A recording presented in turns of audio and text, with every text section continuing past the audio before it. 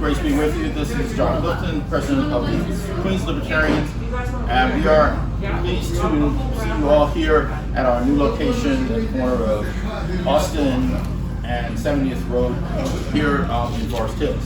We're going to be meeting here, we presume, more regularly in January. This is one of two sites we're considering. The other one that we're going to meet in December for our Christmas meeting. Subject to today's discussion is the income tax, the federal income tax. And we want to assure you all that we're not telling everybody to go to jail for tax fraud. We're trying to determine the lawful nature of the tax and correct application of that tax. For those of us who aren't familiar with these technical issues, I can't teach you everything in 2 hours, but we got somebody maybe who can. Former chair of the LPNY and a former candidate for assembly in upstate New York. We have, and our privilege to host Dr. Mark Glogowski. Yay! Yay!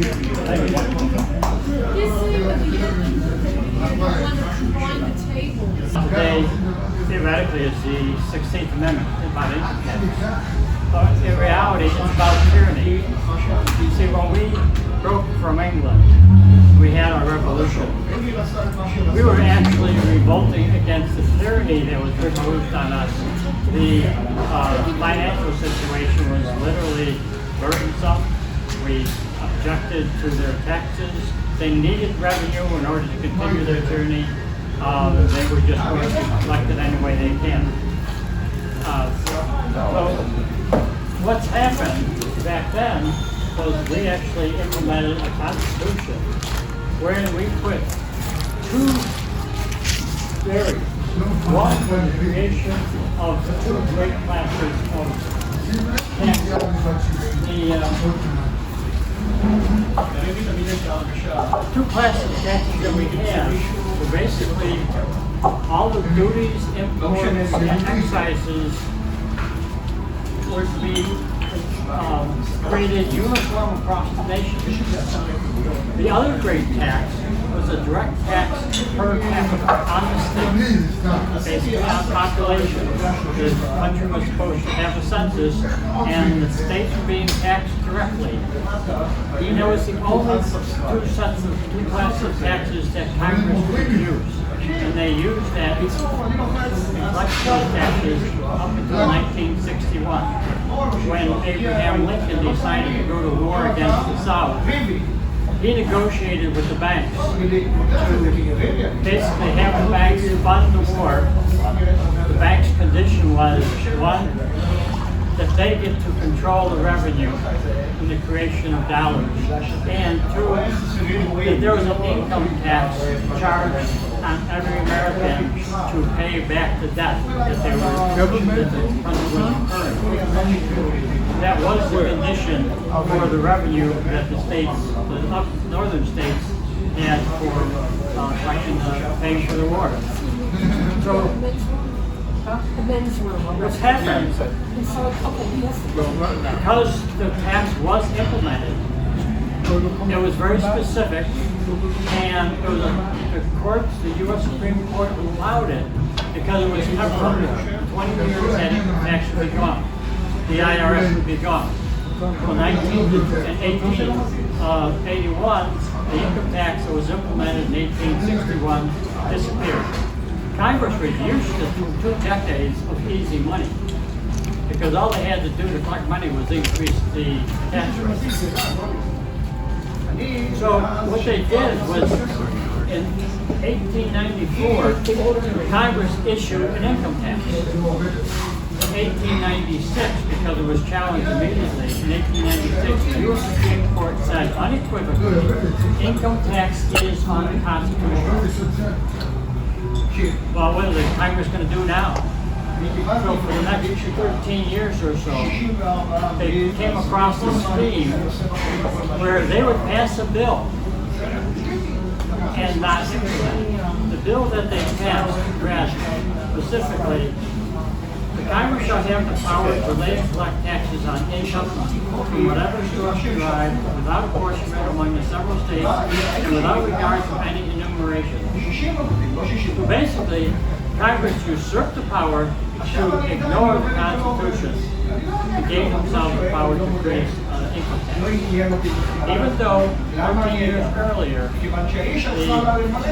U.S. Supreme Court said income tax is unconstitutional, they ignored the Constitution. They sent it to the states because they knew that if they implemented the tax instantly, it would be challenged and the court would come back with the same conclusion: income tax is unconstitutional. So when it was ratified by 36 states, it was challenged. It was ratified in February. There's errors pointed out in my flyers. I attribute it to a Republican administration, theoretically. I guess it was or a Democratic administration. It was actually a Republican president at the time of the statute. Like this gentleman sitting over there for that information. So what we have, the U.S. Supreme Court reviewed the 16th Amendment. They said unequivocally, Congress abused its taxing power that it was granted by the U.S. Constitution when it passed the bill in 1909. Having ratified this bill, the ratification destroys the two great classes of taxes that were enforced from the beginning. They took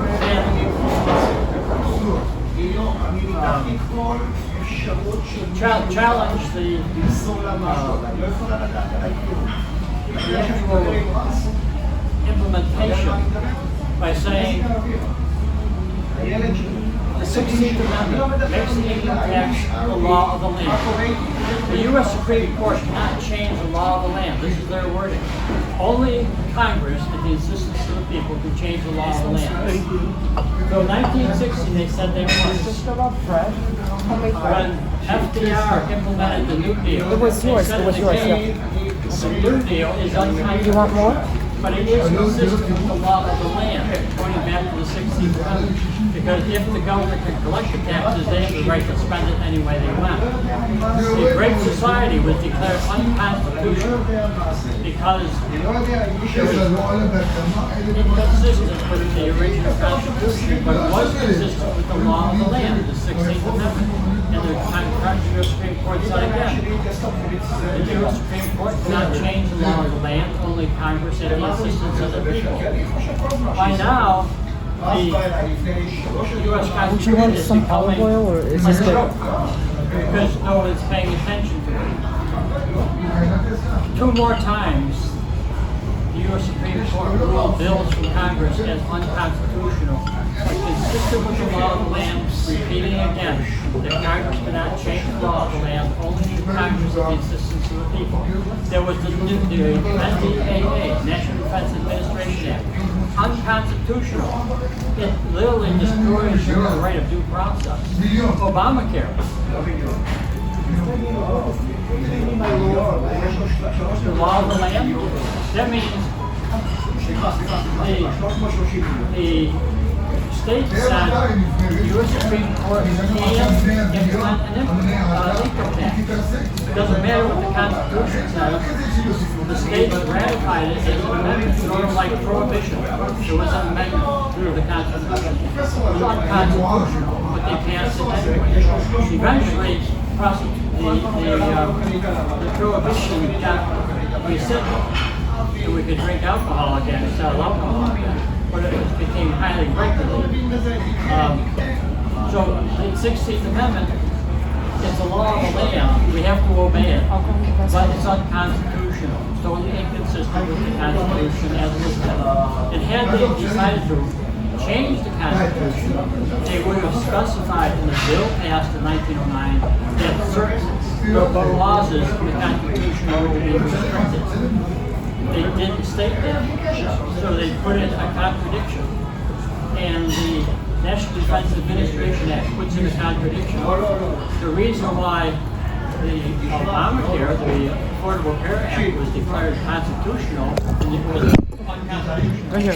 Sorry. The reason it is an equal tax is just because with the 16th Amendment in place, every penny you earn, the entire wealth of the nation, belongs to the federal government. They can take as much of your income as they want. They will tell you how much you can keep of their income and how you have to spend their income, the way you save it. And if you don't spend it and save it the way they want you to, they will take more of their income away from you. That's what Obamacare does. You will buy insurance, or they will take money away from you because you're not spending it the way the government wants you to spend it.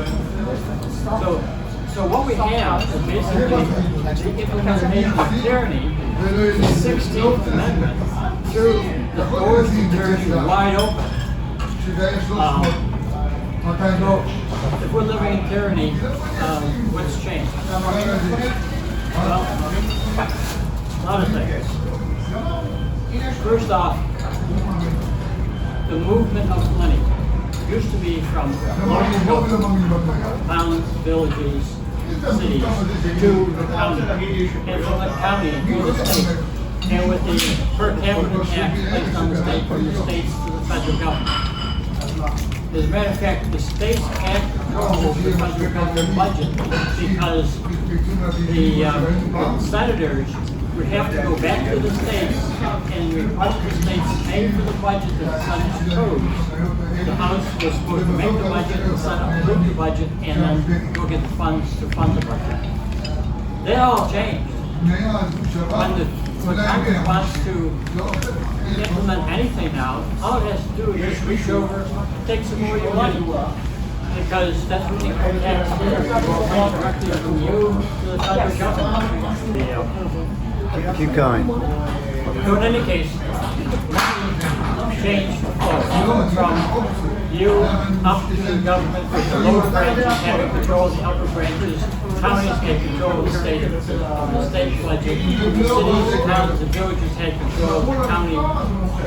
Basically, you had control of the cities, towns, and villages. That all changed. The money now goes down in grants and all kinds of dictates. They collect the money and pass it down to lower governments along with mandates that they have to follow. That was a major change. This has to over the most important change. One of the very first things that changed was the way the Senate itself ran. It no longer had to approve a budget because the Congress didn't need their approval. They just raised the tax rate. So what they did was say, well, look, since the money's coming straight from the people and going to the federal government, we're going to have the people elect the senators. The senators used to be appointed by the states. The states, the fourth article of the U.S. Constitution, guarantees every state a republic form of government. We don't have that anymore because the states have no representation in the federal government. The citizens of the state have representation. As far as the federal government is concerned, who cares about the state?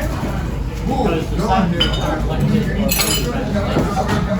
So we've lost the republic of the United States. And we're losing the republic of the Supreme Court because they're considering the U.S. Constitution as basically a piece of paper with words on it. It's not a piece of paper with words on it, but they're considering it a piece of paper with words on it. Because of that, they told all the states, 49 or 50 states, that they cannot have their regional representation in the legislature. They have to be, all the legislative districts have to be based on population. But the fourth article of the Constitution guarantees the state a Republican form of government. And the new Supreme Court ignored that clause, basically ignoring the Constitution that they're supposed to be protecting. And they ended up allowing the states to create these nightmare assembly districts and Senate districts. They should all end, the assembly districts should all end at the county line. The assembly members were representatives of the county, of the regions of New York State. Because of this 1964 U.S. Supreme Court ruling, we have something that passed through 7 states. Literally, it's about 1 state, right down the middle, with pieces on the side, chewing off pieces of the other 7 counties out of 1 assembly district. Whereas that assembly person represent, not those counties. You can't represent those counties. He's got to basically represent the people. We lost our Republic of New York State. And I think we need to reinstate one of the other things that changed prior to income tax, you never had to go tell any government agency how much you earned. Now, you have to tell them every penny you earn. Legal, illegal, it doesn't matter where it comes from, you have to report it to the government.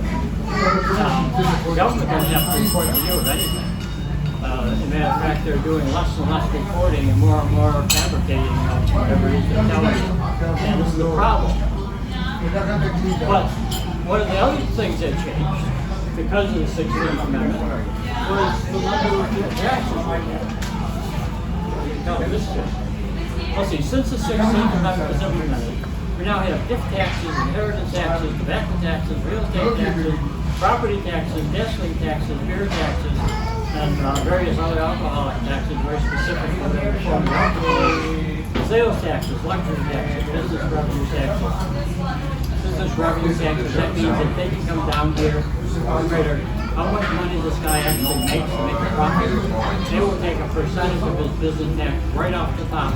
And if he doesn't have enough left over, too bad for him. This is what happens in Seattle. They have a business tax that's implemented. And when they implemented it, most of those restaurants didn't pay us for it over a year and a half. And they demanded to be paid for it shut down. And more than 60% of the restaurants in Seattle just closed. They're talking about now changing the tax structure so that it looks a lot more like what the cannabis tax structure is in Seattle. We may believe in the theory, some tax experts have said that the land or not of the administrator who had responsibility for determining if all the states had sufficient states to pass the amendment was in error about how many states had passed it. He authorized, or more or less unilaterally declared that the sufficient states had ratified the 16th Amendment when they actually had not. There is a question about whether or not the 16th Amendment was properly ratified. And during the court case, they did not address that issue. I mean, realistically, if there's nothing in the U.S. Constitution that says how amendments are supposed to be ratified. All that was required was for the 2 senators to come in to the Senate and say our state ratified it. It didn't matter whether by referendum, by gubernatorial dictate, by a legislative act. It didn't matter. What mattered was 2 senators came in and made that statement. So that's on record. So it's really irrelevant, and that's why they're arguing that direction as to is it officially ratified. If it wasn't officially ratified, they should have argued it. The Supreme Court would have ruled on it. But as long as the 2 senators said it was ratified by their state, then it was. And if the state did nothing, they had the authority to make that statement. There was controversy that Ohio had ratified the 16th Amendment, but Ohio is not entered into union officially. So it actually post 1956 Amendment, that's when they actually entered the Ohio Union. It's an interesting concept. So let's go out to some other things that we need to consider doing to be able to reverse the 16th Amendment. We have to let the local governments interact. We need to put an emphasis on sales tax. Sales tax is the only constitutional tax that you can be charged as an individual.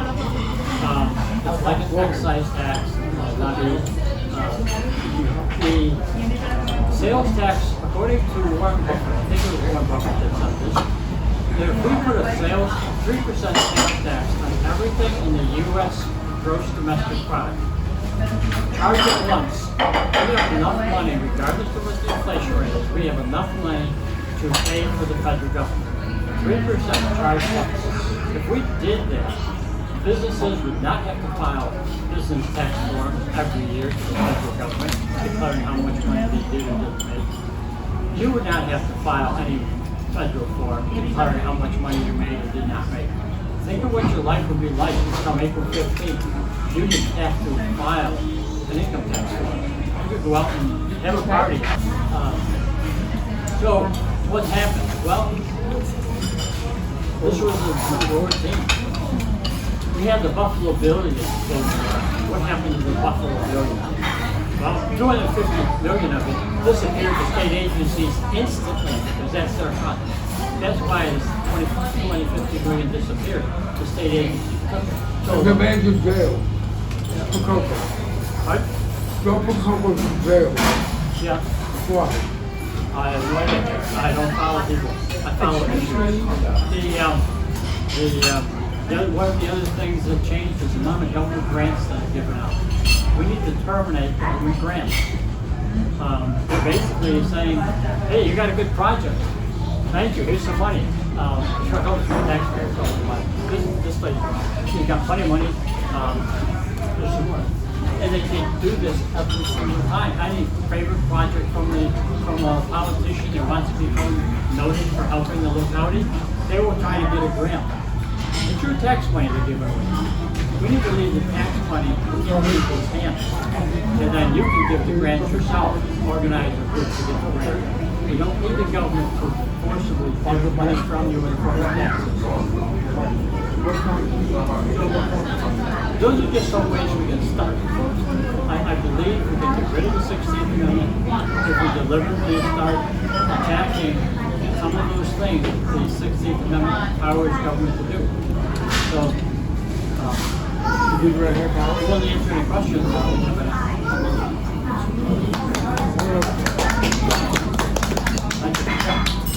So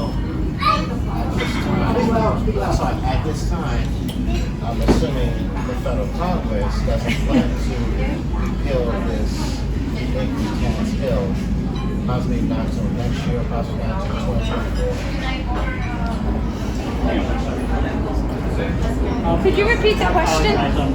Would you repeat it? Wait.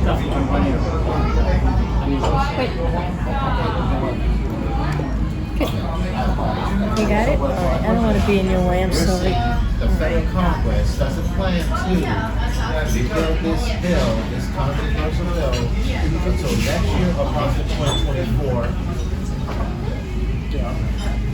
Because next year, well, those 2 years, the Congress members will get for re-election, so the senators were 2024 only. Hopefully we can do the president. You're talking about the Part C, that bill? Right, okay, yeah. The bill that was passed in our budget for 2021, Part Z. Very close. So what happened with this campaign slush fund? Is the governor, the comptroller, the lieutenant governor, and the attorney general each get $3 million for their campaign. They collect $50,000. So get the additional $3 million from the slush fund. Of course, they have to collect it properly. We get $5 to $10 donations. Here's the way it's set against third parties. First off, they tried to wipe out third parties because of the signature requirements. It used to be 3 times more signatures for these positions, statewide positions, than what the major parties had. It's now 9 times the number of signatures. So getting on the ballot is going to be almost impossible. The Libertarian Party is looking forward to about a $250,000 bill just to collect signatures. That's assuming we succeed. But if we don't get out, just in case we do get out, what they've done to make it more prejudicial for the Democrats and Republicans is they've said if any Democrat or any Republican, one of the two major parties, is challenged for the Senate, every Senate candidate will get $225,000 for their primary campaign. Even if they're not challenged. This every Senate person will get $225,000 for their primary campaign. Even if they're not challenged, they're only likely to be challenged. But if the first party, like the Libertarian Party's candidate, is challenged in the primary, which we can't do, because we can't run the primary. But if we were recognized, it would be only that one candidate would get the funds for the primary. The rest of the candidates for the third party don't get those funds. This is how biased this part ZZZ is. And they can get that fund and use it for their general fund. Because they'll get another $145,000, $225,000, or $3 million for their general campaign as well as their primary. So the budget is an absurdity, and it needs to disappear. We need to challenge it. I don't believe it's going to be successful. Now, those funds are for next year. So the governor is going to get Kathy Hochul will get $3 million for a general campaign. She'll get an additional $3 million for her primary, because I'm sure she's going to be primary, because somebody already announced that. Our candidate will be lucky to get on the ballot.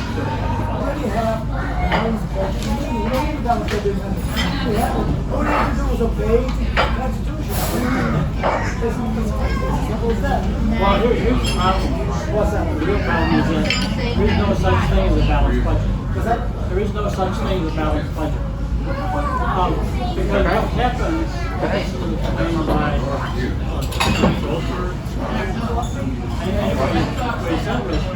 there are not buckloads of money traveling to Washington, D.C. Basically, what's happening is this big time where Washington, D.C. turns on the phone market to create wealth. Like to create wealth and they get money into the right now because of the income tax. They have to make sure that this tank doesn't overflow. We have a threshold. So they're going to put holes, basically, income tax, all these other taxes, holes so the money flows out. So they create wealth now in Washington, and they destroy wealth now where you are. They destroy your wealth. Things that are objectionable or problematic about it. And obviously these acoustics. Just prepare it for your teachers too.